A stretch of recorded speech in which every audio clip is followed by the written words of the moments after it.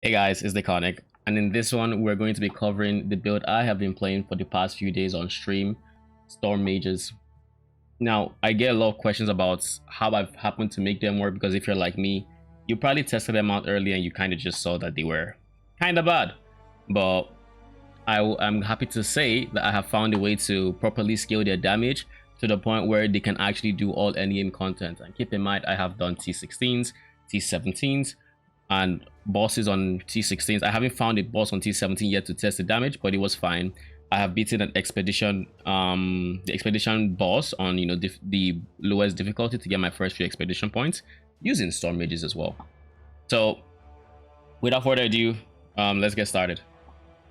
As a very quick disclaimer, I haven't tested what this build feels like on the very low investment range where you're just maybe in mid to late campaign. I don't know what that feels like yet, but I will be leveling a new character to test that, and whatever I find, I will let you guys know either in a new video or in the comments, so keep an eye out for that. So what exactly did I find out to make the storm mages actually deal decent amount of damage? Well, to do that, to explain that, you would have to check out their PoE 2 DB page, but the TLDR is the lower level the skeleton mage monster was, the less damage they were doing compared to the arsonist in terms of base damage, and the higher level it was, the more it's outpaced the arsonist. So this discovery led me to believe that the best way to scale their damage would actually be, in fact, scale the level of the gem as much as you possibly could. And it also leads me to believe that in the very high budgets, when you have a lot of like levels from your gear, storm mages will probably outperform the arsonist, but that is in very expensive gear. I'm gonna keep investing into this and we'll see just how well that scales. But TLDR levels do a whole lot more for these guys than the arsonist. So with that in mind, I have gone ahead to make a macro planner detailing the different important aspects of the build. Now, in the gear section, I only added stats that are important for the individual gear pieces, so the things you should prioritize, except for the scepter, that is. And this does not mean you do not want res, so just keep that in mind. You want to cap your res, you want to cap your attributes, but I left enough spaces open on the gear to where you can play around and try to get as much of those stats as you can. Just keep in mind, it's very important you cap your res, and it's very important you have the attributes to equip your gear. If you haven't already, do consider liking and subscribing, as it helps a lot with the algorithm and helps the channel grow overall. All right, so now let's go through the individual gear slots and kind of just talk about what is most important there. I'm going to start off with the scepter. With the scepter, you would want an omen scepter, which would give you the malice aura. The malice level doesn't matter nearly as much. It just affects how fast I think it stacks, which, I mean, it adds up, but not the biggest deal out there. And if you can't even get a malice scepter, that is also whatever. Like it's not mandatory. It just helps your damage a lot because storm mages scale very well with crit because they have 9% base crit versus like arsonists with 5%. So it's much easier to get to high levels of crit, especially when you consider malice.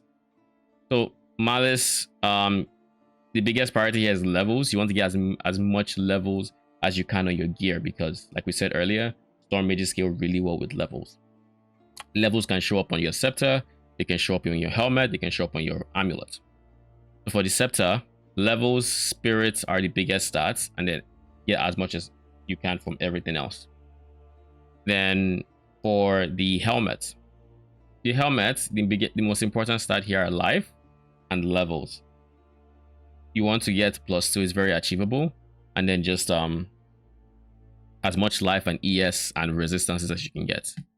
For the chest piece, you ideally want a spirit base called the Shaman Mantle. It's not mandatory. You can go for pure ES.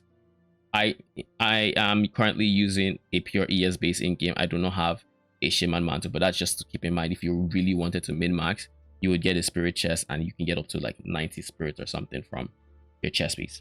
But yeah, the most important stats for chest are life and spirit. Then you can get your resistances and increases to the stats armor ES because mantle has armor ES. Then for the amulets, levels are Levels are pretty important. Spirit is important. Life is important. For levels, I think +2 is kind of up there, but you can it's still achievable. One, you want to get a one. Ones are pretty low price. You can get one. You can actually also get a solar amulet here, which has an implicit extra spirit to it. So if you wanted to min max, you'd get that base. It's not mandatory. If you have the currency for it. For everything else, we are mostly going for life and as much ES as we can. The shield, you want to get increased block chance, because with increased block chance, you get high flat block coming from your shield. My in-game shield currently has 42% block, and this means when I get block note on the tree, I am able to get as high as my current block chance, which is 72%. And if you don't know what block does, or passive block I should call it, it basically means you have a chance to block a hit, and a blocked hit deals no damage to you. You can't block slams, that is important to note. And what else can't you block? Obviously you can't block ground degens and whatnot. So you want on your shield, you want life, you want ES, you want block chance, but you can't get pure ES base, so you go for an armor ES hybrid. And then for everything else, all you're doing is getting movement speed on your boots, life ES on your gloves, on your belt. You're going life, potentially mana, because we do have some scaling with mana. And that's basically the gear section. Next up, we have the skill tree. For the skill tree, much like the Infernalist build, we are going to be prioritizing revive speed early on. Then we're going to come down. Once we get the revive speed, we are going to come here and get early res and cooldown. The only reason we want cooldown here is because of the skeletal clerics. Now, if you're not running clerics yet, or you've not gotten to the stage of the game where you have clerics, then you're going to ignore this node, obviously. Then we're going to come up here and get the reduced reservation. We're going to come here, get some crits. Then we're going to, if you have started scaling ES properly with your gear, you want to take some ES nodes, come all the way here, get even more ES and a really healthy amount of intelligence for your requirements. And then from there, you just want to get as much block as you can. If you have a decent base block chance, then you come, you get this, you get this. And of course, picking nodes on the way. And that about summarizes the skill tree. For ascendancy choices, we're obviously going Infernalist. Your order is going to be the Demon Dog, because this dog is very big. It gives you 20% damage reduction from hits pretty much, and a free minion that you can use for utility. Then we're going to go for Altered Flesh into Baydat's Will. And then if you can or have done it, then you're going to be going for your Baydat's Hand as your last one, which gives you even extra ES but reserves more life. And I almost forgot to mention, we also spec into Mind Over Matter, so keep that in mind. We have Mind Over Matter so that if we take poison damage, it goes to our mana first, because we're reserving half of our life. We do not have much of a life pool to eat poison. But with Mind Over Matter, that would go straight to our mana pool. And same with damage that goes through, once our ES is depleted, we have Mind Over Matter to kind of defend against. So that about covers the skill tree. Defensive layers, we are using big ES pool, using Grim Feast. We're taking advantage of block. We're taking advantage of Mind Over Matter. This gives us a very, very healthy amount of this gives us a very big life pool that we can eat damage with, as well as a decent amount of regen and a whole lot of damage avoidance with having as high as 70%. Next up, for the skill section, we're going to be going over the most important skill gems and in what order I think they are important. So first things first, for the Storm Mages, like I said, we're going to try to get as many levels as we can. So we're going to be using Lightning Mastery as well as Minion Mastery as our first two gems, followed by an Arcane Temple for more cast speed. Past this, I'm still testing things around, but I have found Considered Casting and Feeding Frenzy to have the most success, with Considered Casting being possibly swapped out for Lightning Pen. Then we have our Summon Infernal Hound, which is there to be a debuff machine, basically. We have him with Calling Strike, Fiery Death, which makes it so enemies that get ignited by him, they have a chance to explode, which gives us some extra wave clear. We are adding Wildfire so that more enemies get ignited, and then we're giving him magnified effect so that ignite spreads even further. This alongside Discombobulate for days means that, and this is, you find the last gem. If you don't have it, it's fine. You don't care. You don't really care too much. But this essentially turns him into an explode propagator, pretty much. With this setup, we gave the skeleton mages even more wave clear. Then we have Raging Spirits as a DPS source alongside being a slight debuff machine themselves. Now, Raging Spirits are not mandatory. You also can play the build without it. I probably have like footage in my stream if you go through it where I'm just not using Flame Wall. I try not to use it as much as I can simply because I want to test the damage without the Raging Spirits. But that said, Raging Spirits are just free damage if you have the Spirit and the skill gem slots to fit them in. So why not?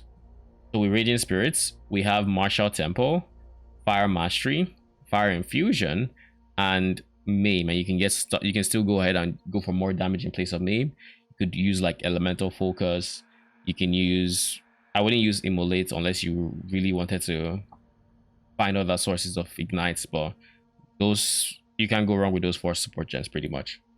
For your clerics, which are very important, you want Last Gasp, so that if they were to take a big hit and all die, they still have the time to resurrect your minion, so your DPS uptime doesn't just plummet. So we have Last Gasp, we have Meat Shield, and we have Ingenuity. For our curse, we're using Conductivity, supported by Hex Bloom, Spell Cascade, and Heightened Curse, so that you have bigger AoE, it spreads, which makes clearing with curses possible and a lot easier, and Cascade just makes it covers a larger area. For our Paint Offering, we're going for Ablation to increase the effects of our offering. We're going for Expanse, and we're going for Font of Mana. Font of Mana is there to increase our mana regen in case, you know, we take poison damage, we don't just empty our mana slowly or something. Then we have Grim Feast, not supported. We have Flame Wall, it has Fortress, and we have Mobility on it. And when you're at lower DPS numbers, you might want to incorporate some Skeletal Warriors with an Infernal Legion Feeding Frenzy setup, or without the Feeding Frenzy like my last video suggested, just for extra Grim Feasts. But I find that when I'm mapping currently, I have enough ES and enough overflow ES to where I can just solely rely on enemies dying and giving me remnants. I don't really need my own minions giving me remnants, and that way I'm able to get even more skeletal mages out. I think my current setup is like, I'm currently testing 2 different compositions, but I'm currently either on 12 storm mages and 4 clerics, or 11 storm mages and 6 clerics, depending on what content I want to do and how likely it is that my mages will die in that content. That about covers it for the meat and bones of the build guide. Again, it's a build guide, so feel free to tweak it as you see fit to match your playstyle. If you want to make it more defensive, you go ahead and do that. If you want to make it more offensive, go ahead and do that. This is the version of the build I have found most success with, and as I play more of it, I'll probably end up tweaking the macro build and making changes alongside. So do remember to refresh that as you're using it. That would have the most up-to-date version that I have made. Anyways, I do hope you like it. I had quite a blast making the build and playing with storm mages, because my first impression versus where I've gotten them to are very, very different. My first impression with storm mages was just that they did no damage, they were trash, that has been the community impression on the storm mages. And while they do take a bit to scale, figuring out how to scale them has been a fun experience, and it kind of just shows how differently certain minions could scale. But anyways, if you haven't already, do consider liking and subscribing. It helps out with the algorithm, it really does. And with all that said, thank you for watching.